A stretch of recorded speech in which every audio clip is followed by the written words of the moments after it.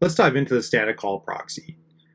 Unlike all other asset proxies currently supported within the protocol, the static call proxy is not actually responsible for transferring any assets.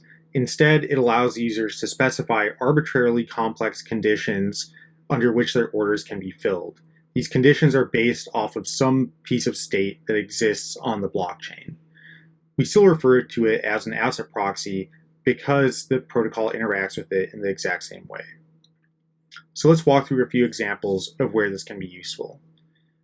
Many non-fungible tokens contain some piece of state that their value is actually derived from.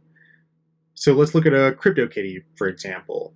CryptoKitties can breed with other CryptoKitties to produce more CryptoKitties. However, the more they breed, the less likely they are to produce a rare CryptoKitty, and therefore the less valuable they become. So if I am purchasing a CryptoKitty, it is possible that in between the time I submit my fill transaction to the blockchain and when that transaction is actually mined, someone can breed that CryptoKitty, and I will end up purchasing something that is now less valuable than I thought it was. So the static call proxy can guarantee that the state of my CryptoKitty did not change in between the time I submitted the transaction and when it was mined. Static call proxy can also be used to create new order types, such as stop-loss orders.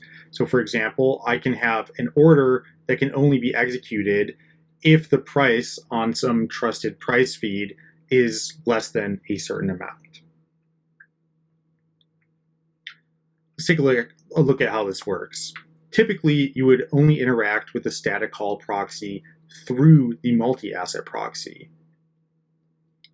So the exchange will call into the multi-asset proxy. One of the transfers specified by the multi-asset proxy will just be the static call proxy condition. So it'll check some piece of state, and it will verify that the results are as expected. The next transfer in this multi-asset proxy would be the actual transfer of the asset that you expect to receive. So you can actually chain together, multiple conditions or multiple transfers all associated with conditions by using the multi-asset proxy in conjunction with the static call proxy.